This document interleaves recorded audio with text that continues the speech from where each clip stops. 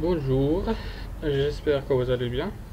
Donc, on a déjà commencé une leçon de lecture de la quatrième nouvelle, ou bien la nouvelle du bourgeois gentilhomme. Aujourd'hui, on va essayer de travailler une nouvelle leçon de langue, donc intitulée la modalisation. Donc, d'abord, on va commencer par une petite définition du titre.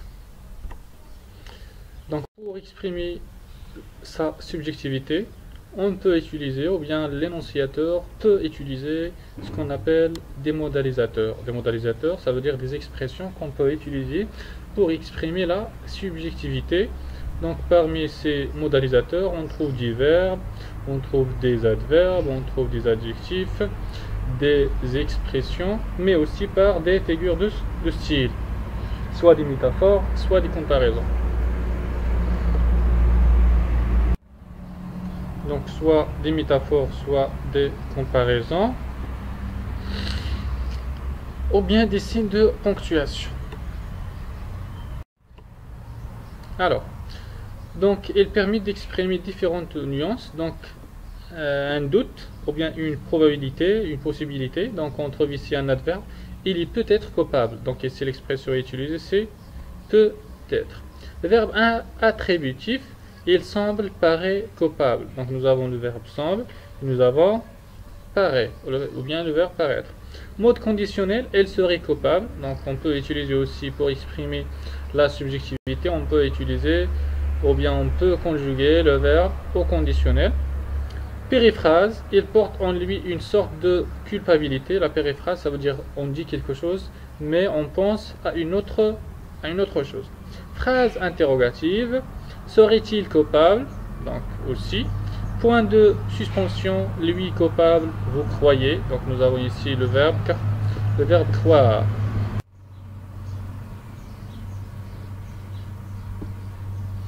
Un sentiment, donc verbe, j'espère qu'il est innocent.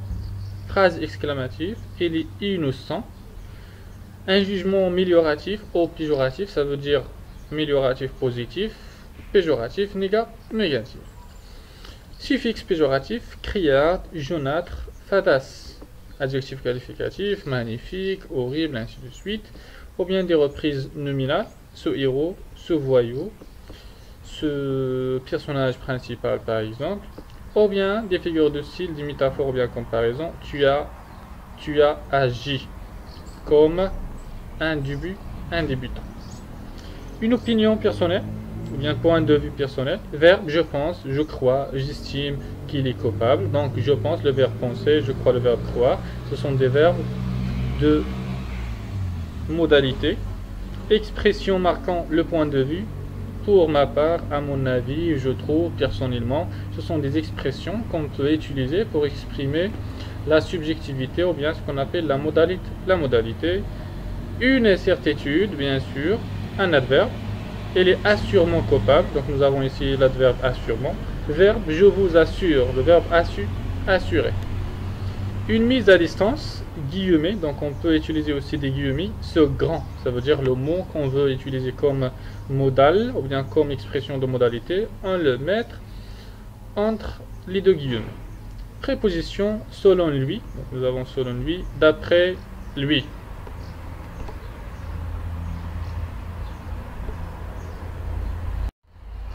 Les modalisateurs donc sont des éléments essentiels de l'argumentation. Donc bien sûr on les utilise pour écrire un texte argumentatif pour présenter des arguments, pour persuader, pour convaincre l'interlocuteur.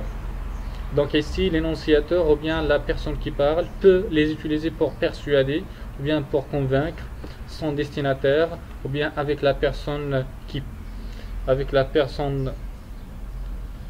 qui écoute les paroles en exprimant ses sentiments.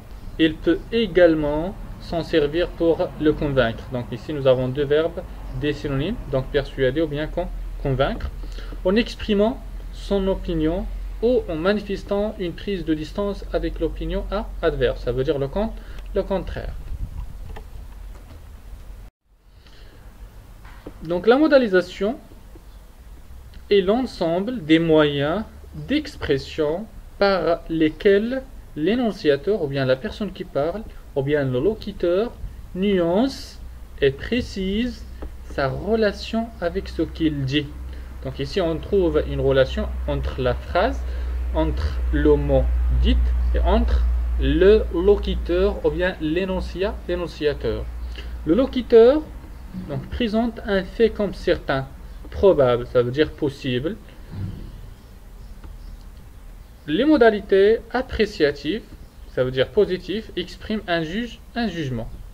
Il recouvre les champs de l'appréciation. On dit par exemple très bien, excellent, bien. Ce sont des expressions d'appréciation positive ou de l'appréciation négative ou bien dépréciation. Ça veut dire mal. Donc mal, c'est une expression dépréciation. Celle-ci peut s'exprimer à travers donc des termes péjoratifs et amélioratifs.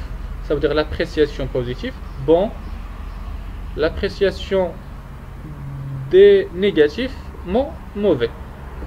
On peut utiliser aussi des suffixes, chauffard, jeunesse. Donc les modalisateurs sont les mots et les procédés grammaticaux, ça veut dire des expressions grammaticaux, soit des adverbes, soit des adjectifs, soit des verbes qui traduisent l'attitude. Donc l'attitude, c'est un comportement que l'on adopte selon les circonstances.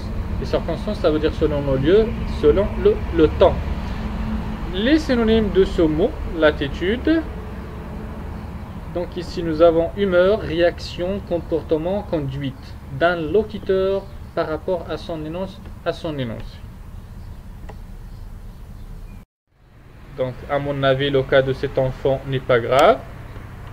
Voilà. Donc, le verbe utilisé, c'est je trouve que. Je trouve que. Les spécialistes affirment que la Terre se réchauffe. Donc le verbe utilisé, c'est le verbe affirmer que. Voilà. D, elle cherche partout. Elle a probablement oublié ses clés. Donc la probabilité, la possibilité. Je suis certain que nous vaincrons. Donc nous avons certain, c'est la certitude. Donc je pense que j'ai terminé la leçon. Je vous souhaite une bonne lecture et une bonne révision. Donc si vous trouvez quelques difficultés, n'oubliez pas de me questionner.